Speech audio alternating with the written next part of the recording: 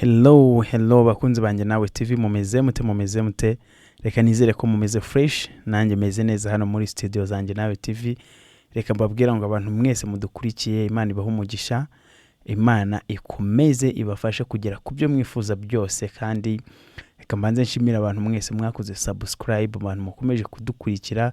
Hari umupapa w'inshuti yacu uyu munsi yampamagara ambwira ati rwose ibiganiro mukora turabikunda cyane, nawe ahuri ndagushimiye kandi ndabizi ko iki kiganiro kiri bukugereho.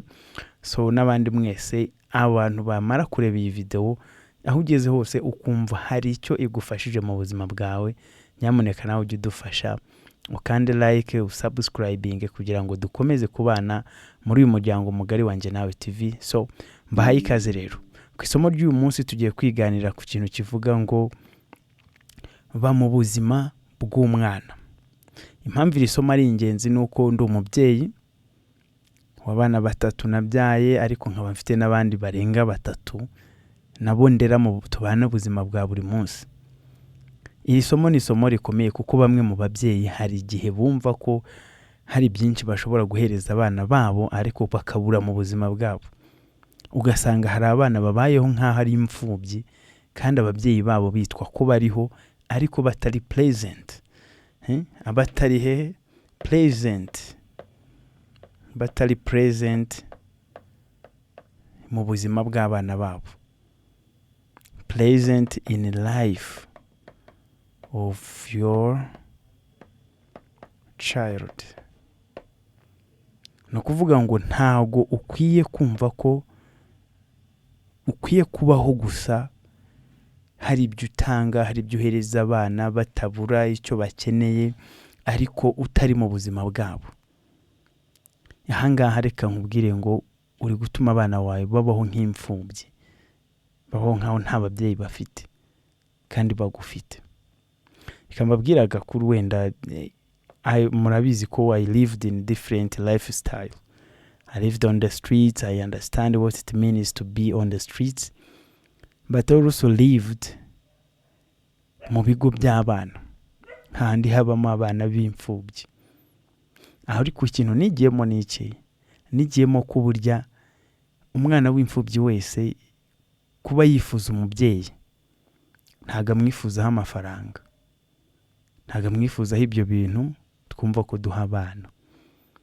Amwifuzaho kumuba hafi no kumubera mu buzima, kumwumva, kumuganiriza no kumufasha kumenya ubuzima, mbese n'ikihe gisobanuro cy'ubuzima bwa nyabwo, ubuzima nyakuri.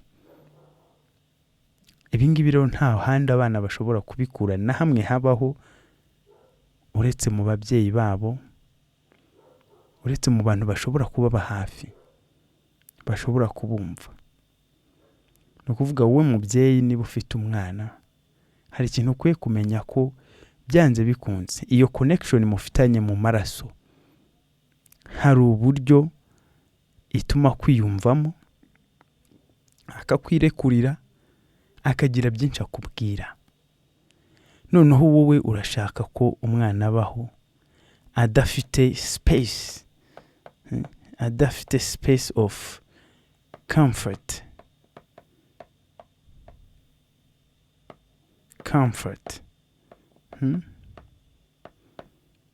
No kuvuga akamaro k'iki kambere k'umubyeyi nuko biba comfort y'umwana. Bya bintu umwana adashobora kwirekurira abandi bamukikije, abarimu, abayobozi, abanyeshuri bagenzi be, akwiye kuba abona umuntu abibwira yisanzuraho.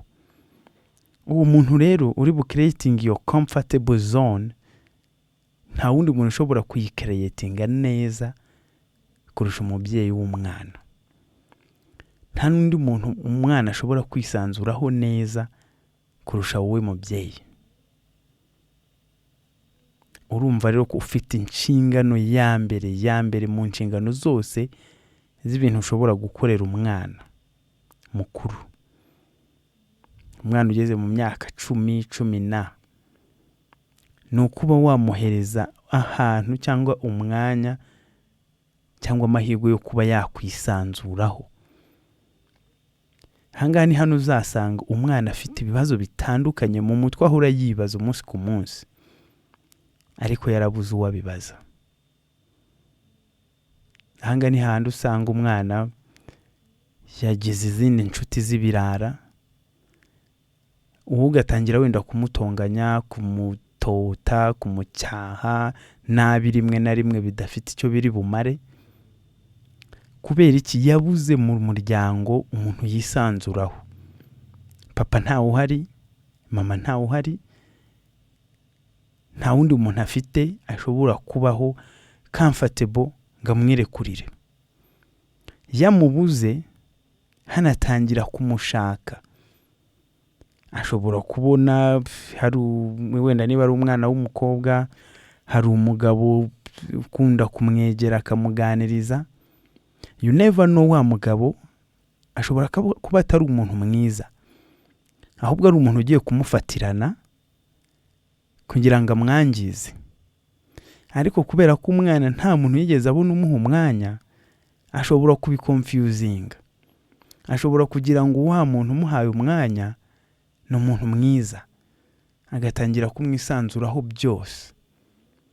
Iyi situation yibayeho ni hahandi ashobora kumufatirana, akamugira inama zitari nziza, hakazamo no kuba yamushuka.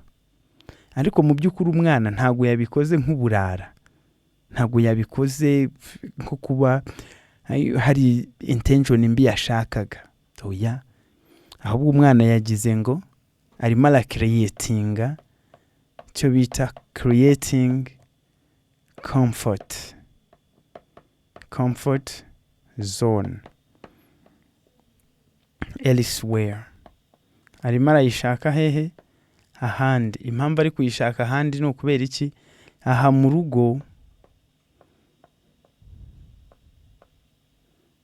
ntayo, no comfort. Ni ukuvuga niba mu rugo nta comfortable zone ihari ishobora gutuma yirekura ku rwego nibura runini rushoboka, azajya kwirekurira ahandi. Niba ari umwana w'umukobwa ashobora kwirekurira ku mama w'inshuti ye, ushobora kumuha umwanya kubera ko we mama we uri mu kazi, ugasanga mama we afite imico mibi, amujyanye nko mu buraya cyangwa mu bindi bikorwa bibi. Wowe ukaba uzi ko umwana wawe ari muzima ariko yangiritse kuva kera. Kubera iki? Ntago wamucreatingiye comfortable zone mu rugo. Ntago washyizeho uburyo bw'umwana kwisanzura ku mwana ubana n'umubyeyi we. Nta buryo na bumwe afite bwo kubana n'umubyeyi mwiza. Ahangaha rero najya kwirekurira undi muntu, ushobora gusanga amujyanye hehe? Mu busambanyi, amujyanye mu biyobyabwenge, cyangwa agiye kumukoresha imirimo runaka, cyangwa akanamwangisha ibintu ukunda. Kubera iki? You never know ko umuntu hari igihe aba afite intention mbi ariko wowe utabizi. Sorry guys. So ni ukuvuga ngo niba uri umubyeyi, gerageza buryo ki ushobora gucreating a comfortable zone mu rugo. Ahangaha ni ugushyiraho space ku buryo ushobora kugirana ikiganiro n'umwana wawe, ku buryo ushobora kwicara rimwe na rimwe mugahura. Ariko abenshi mu babyeyi we are busy. Abenshi mu babyeyi we are busy. We are busy doing what? Making money. Benshi mu babyeyi turi busy dushaka iki? Amafaranga. Ntago mvuze ko amafaranga atari meza kuyashaka, ariko amafaranga ntabwo ari meza kuyashaka yonyine. Twirengagiza izindi nshingano dufite mu muryango. Hari situation yigeze kumbaho, icyo gihe nari ndi muri gereza. You guys, you know, I used to live on the streets. Baba nimwitaga barara. Hari rero murara yari yibereye muri gereza mu masaha ya 4 gutyo, abona umubyeyi w'ingagari, bamwe twitaga ingagari, aje gusura umwana. nta kintu kibabaza nko kuba warashatse amafaranga menshi yose ashoboka, ariko ukajya gusura umwana wawe muri gereza, akarara muri metero 2, akarara ahantu hatari comfortable, mu metero, akarara ku gasima, ariko wowe ufite igipangu 1, 2, 3 birimo buriri buryama burenze nka 20, ariko umwana wawe ukamubura. Ikibazo kibamo ni iki? You made a lot of money, but you didn't spare time for your child. You build a business on the expense of your child. Tugakunda ubutunzi kuruta abantu, kandi wenda bya bintu n'ubundi uri gukora, ya business uri gushaka ngo ikure ije mbere, n'ubundi uzayisigira umwana. Ariko si uzayisigira umwana adahari, yaramaze kwangirika, yaramaze kujya mu biyobyabwenge, ntabwo byashoboka. So be present, umwana wawe akubone, akwisanzureho, mukine, mwicare, muganire, musangire, mujye ku meza, mutere story rimwe na rimwe. Kubera iki? Ibi ngibi ushobora gusanga biri kubaka umwana kurusha no mu kumujyana mu ishuri rihenze, ishuri ryiza cyane, kurusha no kumugurira ibikinisho byiza cyane. Ibi ngibi bishobora kuba ari byiza cyane kuruta amafaranga uri gukorera. Ako kantu tukigeho tukarebeho. Hari n'ababyeyi ariko baba atari uko wenda bari bize bari gushaka amafaranga, ahubwo bafite ibindi bintu bakunda cyane, abo bikunda, bafite ibintu bakunda kurusha abana babyaye. Nagwa nk'urugero, mu kanya ntashye nkererewemo gake, hari hafi mu masaa moya, ariko birambabaza buri gihe guca ku kabari cyangwa guca ahantu hari ama betting, ugasanga abagabo b'imyaka 50, 40 bafite abana benshi rwose, ugasanga nta kintu bashobora gukora, ahubwo bicaye barimo barareba imipira. Can you imagine? Barimo barareba imipira. Abantu ntago ari sawa.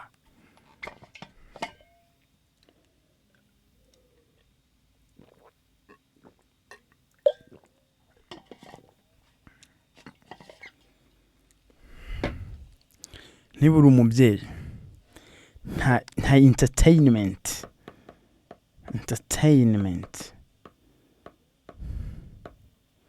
iruta mu rugo, stroke family. Nta entertainment iruta mu rugo. Niba ugiye ku kazi, taha kare, gendera umudamu, genda ureba abana, baganirize, icara. Kwicara ukaburaga n'abantu mu football imeze ite, Arsenal, Manchester, Barcelona, Ivanovic, Ronaldo. Ibyo byose ni byiza kubimenya, ariko ntaho bihuriye no kuba umwana wawe adafite gikurikirana, abayeho nk'imfubyi, kandi wowe uhari uri mu buzima bwe ngo uri bize, urimo urashaka amafaranga, uri bize ngo urimo urakora inshuti. Ibyo bintu byose bigira akamaro iyo ufite abana beza, bafite icyo bashaka kwigezaho, noneho bagafata ya mahirwe bakayabyaza umusaruro.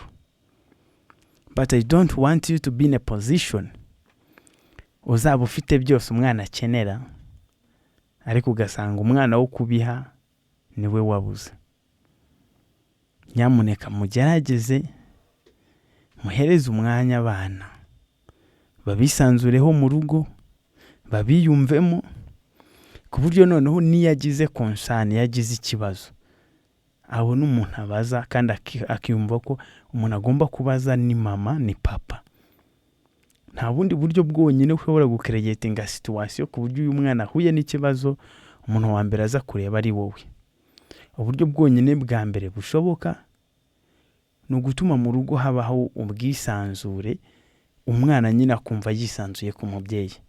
Kumwisanzuraho nta kundi, ntago mbwiye ngo ugende ngo umwicaze mubwire ngo rero ngo ugomba kujya unyisanzuraho. Oya, ahubwo reba activity muhuriramo zishobora gutinyura umwana wawe kuba yakubaza, yakuganiriza. Hari ababyeyi benshi nzi uburyo bwabo bwo kuba bahura n'abana no guhurira mu bihano. Mama akavuga ati wenda bwira iso naza.